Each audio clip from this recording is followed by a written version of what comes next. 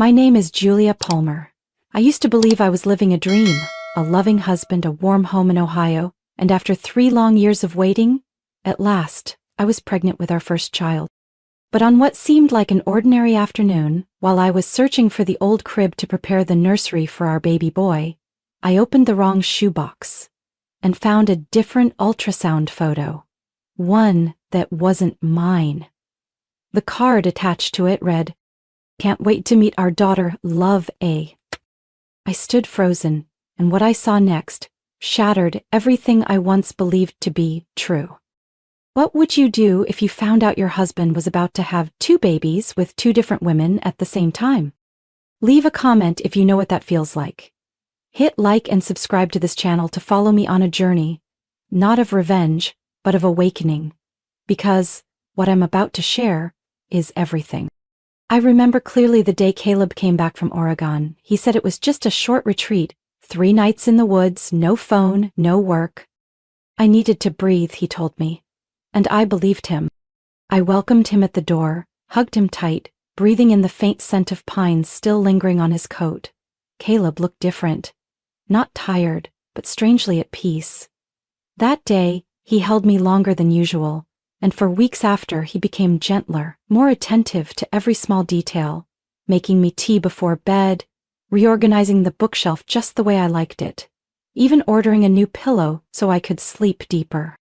I remember thinking maybe that silence really did him good. And then I got pregnant. Not by miracle, but through tears and hope after 3 years of treatment, ovulation charts, and countless one-line tests that broke my heart.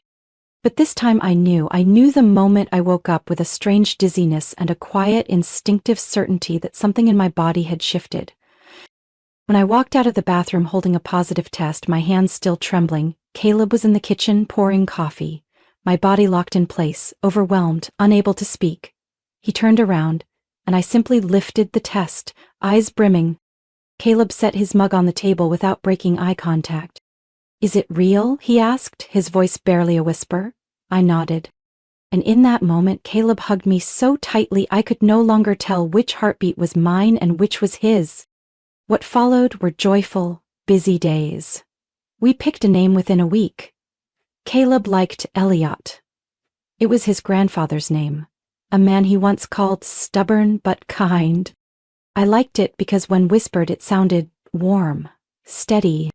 Together we started repainting the little room at the end of the hall. The color was a soft gray nude with a hint of mint. Caleb's choice, and I agreed instantly. While he rolled paint across the walls, I stood at the doorway, hands on my belly, imagining Elliot curled up in his wooden crib by the window, sunlight brushing his soft hair.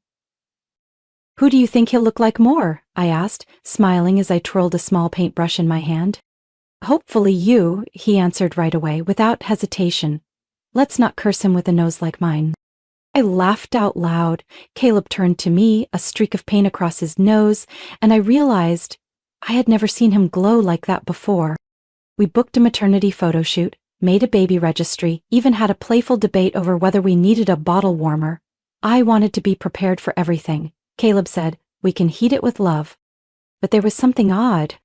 Ever since coming back from Oregon, Caleb would sometimes stare at me, long and quiet, like he was about to say something, then changed his mind. Once, I caught him standing at the door of the unfinished nursery, hands in his pockets, gaze distant. "You okay?" I asked. "Just." "Can't believe it," he replied, turning to smile. "I'm going to be a dad. Feels like a dream." And I believed that. One night while I was lying down reading, Caleb gently ran his hand across my belly and said softly, "I'll protect you both, no matter what." I turned to him, meeting a look I couldn't quite name, too serious for the moment. "No matter what?" I teased. He smiled, but it wasn't quite easy. I feel guilty that I ever thought I wasn't ready. But now I know this is the family I want. I never thought I needed to be cautious with someone I loved, especially not when we were drawing our future together so plainly, so honestly, because in my heart at that time, I believed I was the only woman he had chosen. There were no signs, No clear clues to warn me that all of it was merely one side of a stage curtain. That night when Caleb called, I was sitting on the bed in a light cotton nightgown, my belly round under the soft fabric. I was holding the ultrasound we'd printed that afternoon, little Elliot's knees tucked up as if he were asleep in his own world. Caleb called later than usual. He said the meeting in Portland ran long, then his flight was delayed, then he booked the wrong hotel room. I listened to it all without interrupting, and when he paused to catch his breath, I asked gently, "Is there anything you want to tell me?" My voice was soft, not accusing, just a question, drifting like steam from a cup of tea. There was a moment of silence on the other end. I could hear the air conditioner humming and a faint sound, like a glass brushing against a tabletop. "What do you mean?" he asked, cautious. I smiled. "I feel like you're holding something back." He chuckled, but it sounded strained. "No, nothing. Oh, hey, tell me about the ultrasound." "I'm so sorry I missed it." So I told him, out of habit. I described how the baby stretched his legs, how the doctor said everything looked perfect, and finally the big reveal. "It's a boy." Caleb let out an excited, "Oh!" "Elliot," he said, like a promise. I had a feeling. After the call, I sat in the dark. Only the soft light from the nightstand lamp glowed against the far wall. I set my phone down and picked up a cloth to gently wipe the ultrasound frame. But then, the screen lit up. A message. From an unknown number. I opened it. "Is he still pretending with you? He told me you were divorced." "Amari Jensen." I read it again, and again, each word peeling back the fresh paint on that nursery wall. I didn't respond. I didn't delete it. I simply sat there, fingers interlaced, callus on my index finger brushing against the water glass beside the bed. That name wasn't entirely unfamiliar. I'd heard Caleb mention it once over dinner nearly 2 years ago, an old project assistant who left after a round of layoffs. Caleb had said she was really smart, a little headstrong but enthusiastic. I hadn't thought much of it then, but now, it was different. I opened my laptop. My head was spinning, my heart pounding so hard it felt like Elliot was echoing every beat from the inside. I typed the name into the search bar. Amara Jensen, Portland. The results came quickly. A young woman, dark brown hair, angular face, a wide and confident smile. There was even a LinkedIn profile, clearly stating she had worked at the same company as Caleb. During the time he had claimed to be on a long-term business trip, I opened Instagram. Her account was public, and just a few scrolls down, I found a post from 2 weeks ago. She was sitting in front of a smoothie, one hand resting on her belly. The caption read, "Halfway there, can't wait to meet you, little star." The first like on the photo, Caleb P. I exited the page instantly, as if it had burned my fingertips. But I didn't delete it. I didn't report it. I didn't even lock my screen.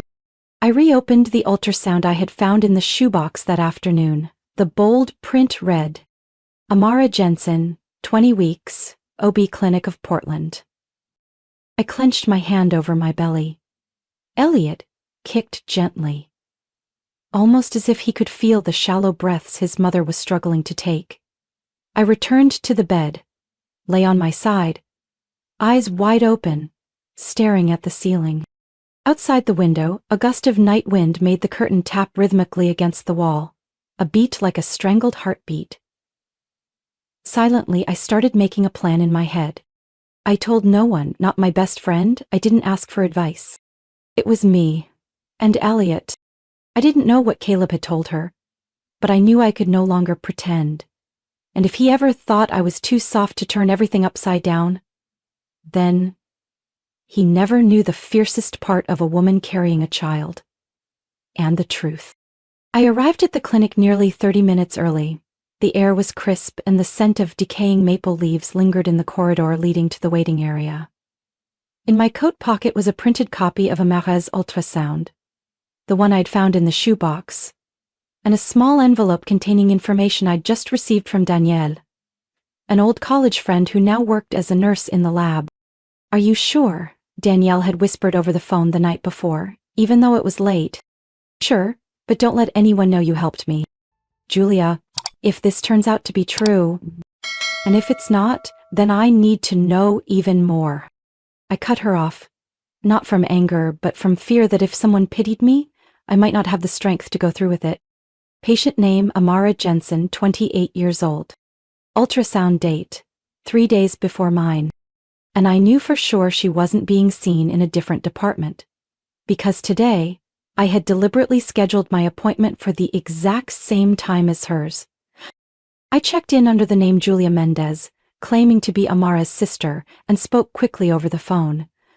I'm out of town but want to be there with my sister for her next ultrasound. The receptionist didn't ask questions. I smiled politely as I signed the form and sat down in the third row, where I could see the entire waiting area. Amara walked in about 10 minutes later. She wore a long beige coat, her hair tied up in a bun, and her delicate face looked pale from morning sickness. I recognized her instantly. That face had appeared briefly at a company Christmas party Caleb once brought me to. At the time, he'd said, "That's Amara, the project assistant." Really sharp, but a bit stubborn. I hadn't paid much attention. I even shook her hand, smiled at her, and maybe, just maybe in that very moment, she had smiled back at me, knowing more about me than I knew about myself.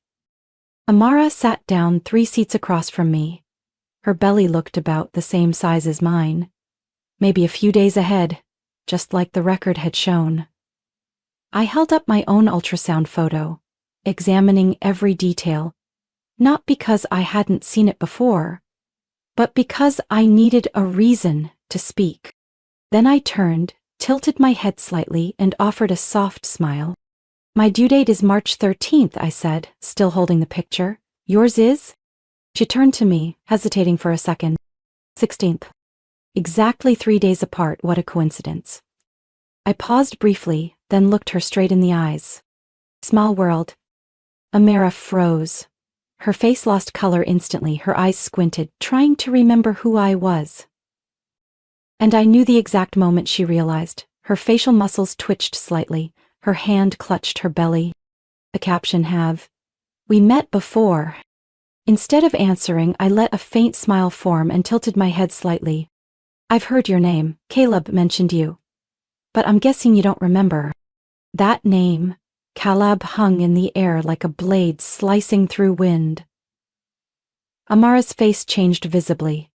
"I didn't know," she stammered, then paused. You thought I was divorced," I said gently. "I thought I was truly loved. Seems like both of us were wrong." Amara stared at me. She was about to speak again when the nurse called her name. "Miss Jensen?" Amara stood up, her hands slightly shaking. She turned back one last time before following the nurse into the clinic room. I remained seated. My hand rested on my belly where Elliot was curled in quiet stillness. Amara wasn't the only one who made a mistake. I did too. I was wrong to trust Caleb. Wrong not to ask questions. Wrong to ignore my own instincts. Because I so badly wanted to believe a man could change for the sake of his child. I remembered his whisper to my belly. "Daddy will protect you, no matter what."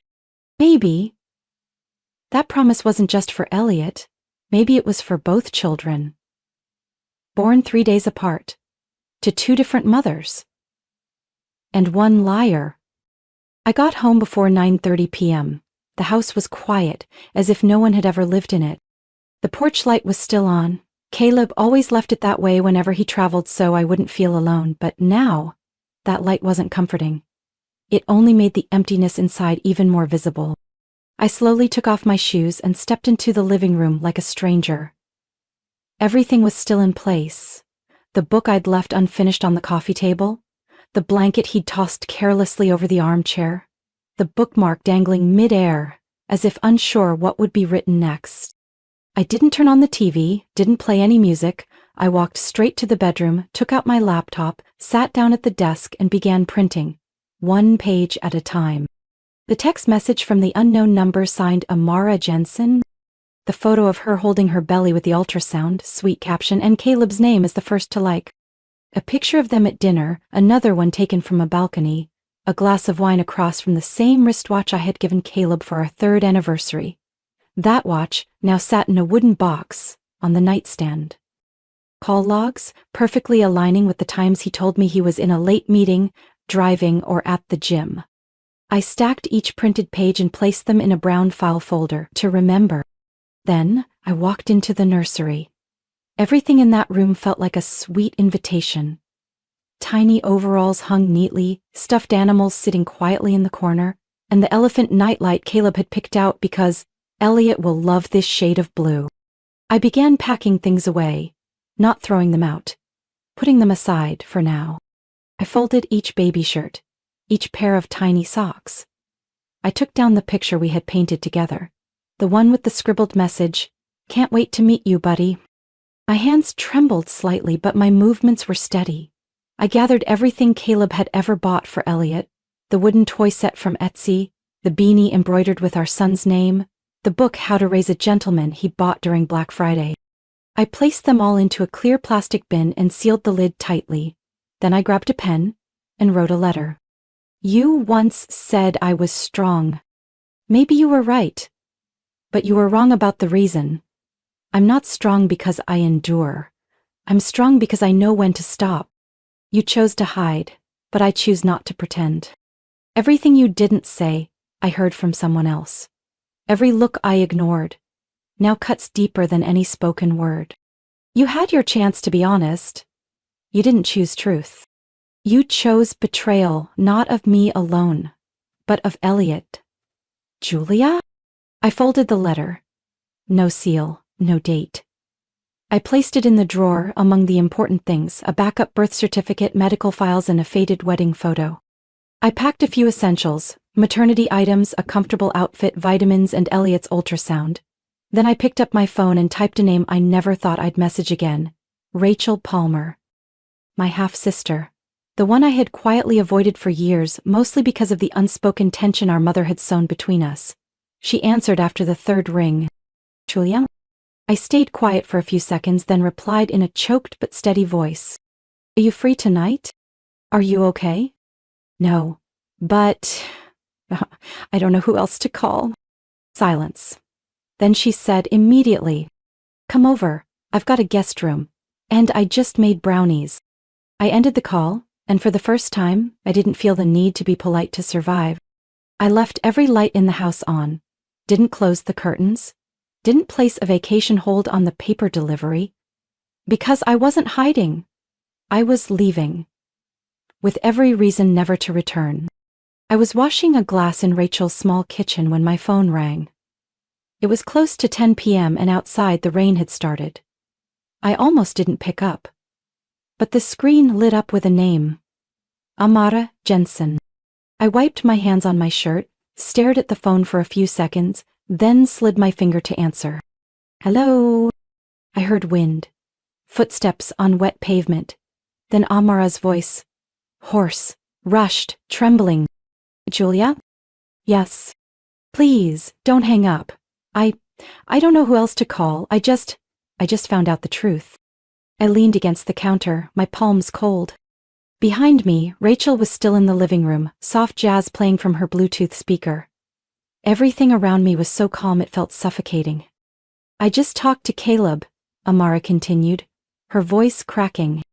"I asked him about you, about the ultrasound photo I saw on his desk, and he said you had left, that you two had been separated before I even got pregnant.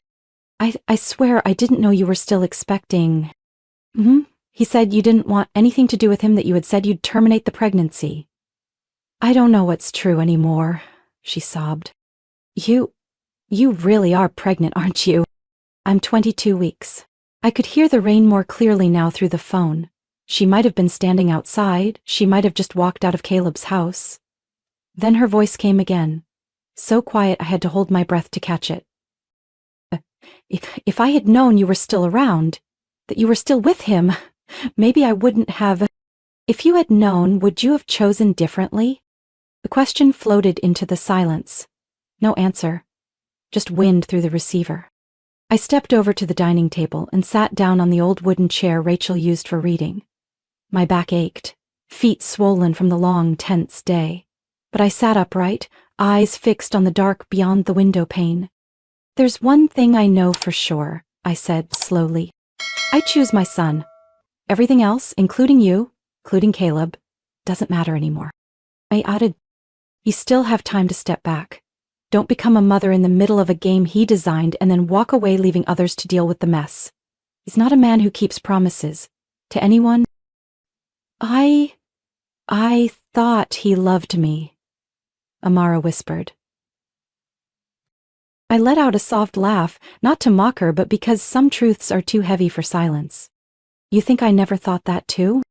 I'm sorry. I'm not the one who needs your apology. Then, what do you need? I need peace. And you, ask yourself what you need, and what kind of man can give you that without taking it from someone else. Finally, Amara spoke in the faintest whisper. Thank you for answering. I looked down at my belly where Elliot had just kicked gently, like he was reminding me he was listening to everything in ways I couldn't understand.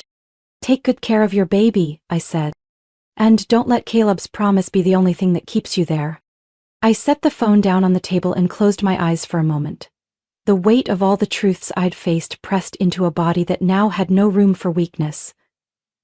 Because inside me was a life that needed me strong more than ever. Rachel stepped into the kitchen, holding a knitted blanket. It's cold out. Are you okay? I looked up and gave a faint smile. I spoke to her. She never realized she was part of a game, until both of us were used as pawns. Rachel placed a hand on my shoulder and gave it a light squeeze. She didn't offer words or warmth. She simply stayed. And sometimes, that's all a woman needs to keep from falling apart. And sometimes, presence is the only thing that keeps a woman from collapsing. The pain started at around 3 a.m. A dull tugging in my lower back, rising to my stomach like a wave breaking against the shore. I lay on my side by the window in Rachel's guest room, thinking it was just a false alarm.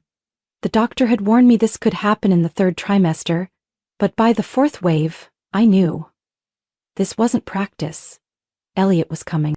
Rachel drove like she'd trained for emergency response. A slow rain from the night before still lingered, drops racing down the windshield like they were competing with the adrenaline squeezing my chest. I focused on my breathing, steady and slow, just like the doctor had taught me, trying to stay calm amid the engine's hum, the heater, and the loud thumping of my heart.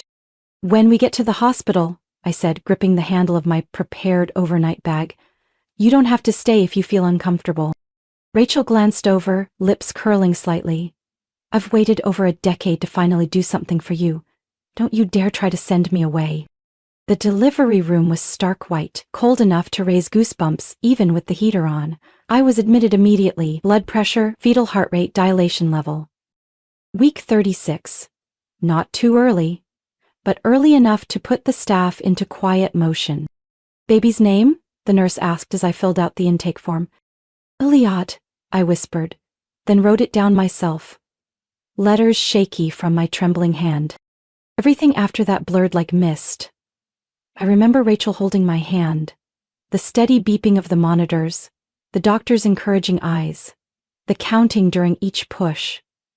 Like I was scaling a cliff, with a body that was coming undone. And then at 5:18 p.m., Elliot cried for the first time, a sharp, strong cry that rang out like a declaration of life. Mom, I'm here. I broke down in tears right then.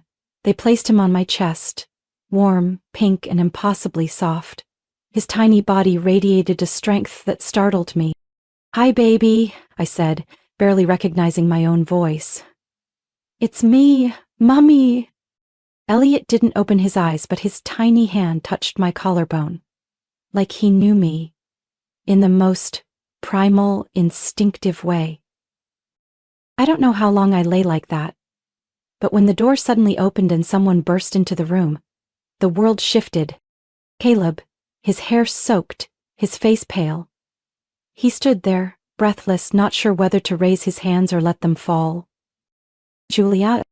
Without a word, I pulled Elliot close, cradling him as the first wave of chaos edged into the room. Caleb stepped forward, tears already streaming down his cheeks. He wore a heavy coat, wet shoes, and held a crumpled envelope in one hand. I didn't know you were in labor. Rachel texted me. I came as fast as I could. I looked up and met his eyes. There was no hatred. It was the gaze of someone who had already crossed the line of what their heart could carry. Caleb took another step. His voice cracked. I'm sorry. Please, give me a chance. I wrote this letter. I want to take responsibility. All of it. I'll make it right. Just, please read it. The baby was born less than an hour ago, Caleb. This isn't the time to explain what you want. He clenched the envelope tighter and stepped back slightly. I made mistakes, but I love you, Julia. I love him too. You have to believe that. I gently stroked Elliot's back, my voice low. The question isn't whether I believe you. It's whether I need you anymore. That wasn't meant to hurt him. It was simply the truth. Caleb froze like he'd been punched in the chest. His eyes glazed, hands limp. I added, without raising my voice, without anger, I want to be alone with my son now. You should go. He stood there for a few seconds, then nodded. Small, slow, like someone accepting a sentence he already knew was coming. He walked out carrying a crushed envelope and a regret that had come too late. The door closed. I let out a long breath, releasing every month of ache, of wrestling with what couldn't be undone. Elliot lay on my chest, his tiny lips searching for warmth. I pulled the blanket up and held him close. No one else needed. No promises required. 1 week after giving birth, I left the hospital with Elliot in my arms, and a brand new birth certificate in my bag. My name was listed as the mother. The father section was left blank. Not because I denied Caleb's paternity, but because I had made a decision. If he wanted to be present, he'd have to earn it. With actions, not ink on a form. Rachel drove us home that morning, the first sunny day after a week of cold rain. I sat in the back seat holding Elliot, watching new green buds appear on tree branches through the window. A new life had begun, but I knew, if I wanted to protect it, I couldn't just be a mother. I had to be a guardian. I scheduled a meeting with my personal attorney. Marla Henley, an older woman who'd spent over 20 years in child advocacy law. During our first meeting, she looked at me intently and asked, "Do you want to negotiate or protect?" Didn't hesitate. Protect. Then we'll move quickly but thoroughly. I'll need copies of your medical records, any communications with the father, and evidence of his instability. Do you have that? I pulled out a prepared file and placed it on the table. Text messages, call logs, photos, emails. Everything Caleb had ever said, dodged, or falsely promised. Marla skimmed a few pages, expression neutral. She simply took notes, then said in a firm, clear voice, "We'll petition for full custody. Any visits, if permitted, must be supervised by a certified third party, and child support must be court-ordered, not based on verbal agreement. I don't need his money, but I need a system strong enough that if he walks away again, my son won't be the one left behind." She looked up and for the first time smiled. That's the voice of a real mother. Caleb didn't fight, didn't contest, didn't send a lawyer. He just signed. The signing was silent. He never once met my eyes. I didn't expect him to. Maybe, deep down, Caleb knew. He had nothing left to justify, nothing left to hold on to, no longer part of the home he once helped build and destroyed. A few weeks later, I got an email. Sender, Amara Jensen. Subject, I thought you should know. Opened it late in the afternoon while Elliot slept in his rocker by the window, the pale golden sunlight glowing across his tiny face. The message was short. Didn't hold her. Didn't look at her for more than a few seconds. He said, "I'm not ready." Below it was a photo. A baby girl. Rosy skin, dark hair, pale blue eyes. The same eyes I had once seen in Caleb back when he still knew how to love. I didn't reply. I didn't delete the picture. I saved it in a separate folder on my hard drive labeled for Elliot. Because I know someday Elliot will ask about the other half of his face, about the man who once promised to protect him and disappeared without ever looking back. And when that day comes, I don't want to say Mom didn't know. I want to look my child in the eye and say, I knew everything, and I chose to protect you when he couldn't. That night, as I held Elliot to sleep, I didn't pray for Caleb to come back. I prayed for patience, for endurance, for the strength to make sure my son would never have to wonder if he was fully loved. I returned to the classroom at the end of spring, when Elliot had just turned 8 months old. Our new apartment was only 5 blocks from the school, a 1-bedroom on the 2nd floor, overlooking a sunlit communal lawn. It wasn't big or fancy, but it was clean, quiet, and warm in a way that felt real. Every morning, I left Elliot with Miss Carroll, a retired neighbor who loved children with the kind of patience that can't be taught. She agreed to babysit him as a way to bring joy back into the days, she'd said, the first time I hesitantly knocked on her door. I walked into class with my hair tied up, a white blouse, and a teacher badge hanging from my neck. My students, 11th graders with eyes that were always half challenging, half exhausted, turned to look as I stepped onto the platform. "Welcome back, Miss Palmer," a curly-haired girl said loudly, and the class broke into a scattered round of applause. I smiled. I wasn't sure if it was from emotion, or because it had been so long since someone had said Miss Palmer with genuine warmth. That first day, I wrote one line on the board. Tragedy in literature isn't just about loss. It's when people believe loss is all there is. "What do you think?" I asked, turning to look at their faces. A boy named Mason raised his hand, frowning. "You mean sometimes tragedy isn't about what bad thing happens, but about not realizing something better could have come?" I nodded. Exactly. Loss can be an ending, but it can also be a beginning, if you're brave enough to look back with open eyes. As I said those words, I knew I wasn't only teaching. I was speaking to the version of myself from months ago. The woman clinging to broken promises, who once believed she couldn't raise a child alone, couldn't live, couldn't rebuild. Every afternoon after school, I picked Elliot up and held him close, like I was the only nest he could safely curl into. My son loved sunbeams. I loved the hum of the washing machine, loved pressing his hand on whatever book I was reading, and especially loved when I sang off key. I'd bought him a crawling mat with silly cloud shapes and laid it right in the middle of the living room. Elliot crawled awkwardly, flopping forward, then pushing himself up on his elbows, his short legs twisted like a little tadpole. And on one Saturday afternoon, while I was preparing his warm bath, Elliot looked up at me, his face flushed from play, and said 2 clear syllables. Ma." I froze, turned around to look at him. "What did you say?" Elliot grinned from ear to ear. Then again, Ma, happy?" I burst into tears. That innocent question, "Mama, happy?" tore through every layer of armor I'd wrapped around myself to keep standing. I kissed his forehead, my tears falling onto his hair, soft, fragrant, as fine as silk. "Yes. Mama's happy," I whispered. "Happier than ever." Elliot nuzzled into my shoulder, his tiny hand gripping my collar like he was afraid I might disappear. I sat there for a long time, holding the child who had given me a reason to get back up, to live honestly, to stop pretending. There were still nights I'd wake at 3 a.m., startled from a dream, where Caleb returned, but every time I opened my eyes, I saw Elliot sleeping peacefully beside me. And I knew the old dream was over.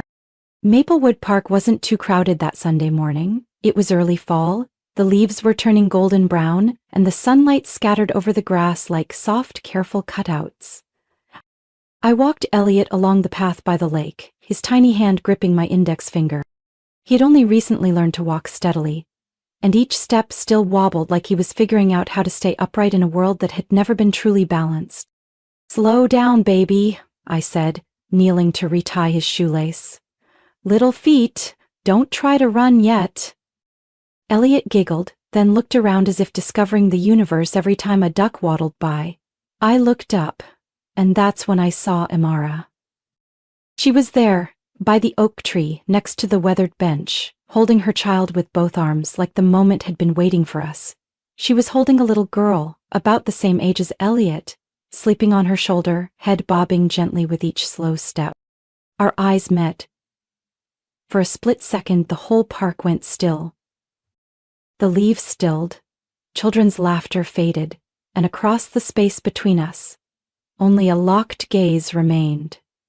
2 women shaped by the same storm, each scarred in her own way. I didn't look away.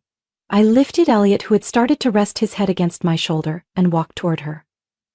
She saw me approaching, looked uncertain for a moment, then straightened, holding the baby girl tighter as if by instinct. "Hello?" I said first. "Hi." We met each other's gaze, the distance between us measured more in memory than in steps.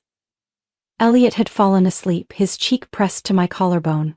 Her daughter stirred slightly, lost in a dream only babies could understand. "What's her name?" I asked. "Claire," Amara replied. "And your son?" "Elliot." "Beautiful name." I smiled faintly. "Caleb picked it. Has he contacted you?" she asked, voice low, eyes averted. "No, since he signed over custody, he hasn't shown up again." Same with Claire, he never held her. A light breeze passed, carrying the scent of damp grass. I asked, "Are you doing okay?" "I'm learning to be okay. Moved out of the city. Work part-time at a bookstore near home. Not much money, but enough. And peaceful. I used to think," she began, then stopped mid-sentence. "Think what?" I asked gently. "That if you hated me for the rest of your life, I'd deserve it. But now, seeing you, with Elliot, I feel grateful."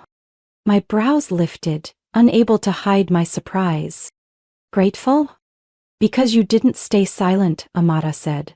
"Because if you hadn't walked away, I might still be stuck." Amara was no longer the girl in a silk dress dining with someone else's husband. She was a mother now, with dark circles under her eyes, veined hands, and a back slightly hunched from sleepless nights. She knew what exhaustion felt like. She knew what responsibility meant. And finally, she knew the truth isn't something you run from. "We were both lied to," I said. "The only difference now is we're not letting anyone lead us blindly again." We sat down on the bench, said nothing more. Each of us held our child the way we'd learned to, holding on to what remained whole, even after we ourselves had been shattered. I stayed quiet, watching the sunlight glint off the lake's surface, and in my mind at that moment there wasn't Caleb's voice or the echoes of nights I'd fought through. There was only my own voice, clear and steady. "Some people think when they walk away we'll fall apart. But all they've done is show us how strong we are without them." Have you ever been in Julia's shoes? When the person you trusted most was the one who pushed you to your lowest point? But from that very place you thought you'd never rise again, you found your truest, strongest self? If you've ever had to walk away from someone, not because you stopped loving them, but because you had to choose yourself, if you've ever had to be the mother, the father, the adult, all at once, just to protect the child in your arms, then share your story with us in the comments. Do you think Julia should forgive? Or was her silence the answer loud enough? Let us know what you think. And if you want more heartfelt, honest, and powerful stories like this, about family, betrayal, and the quiet rebirth of those once deemed fragile, make sure to subscribe so you won't miss the stories that might just reach your heart. We'll see you again in the next chapter.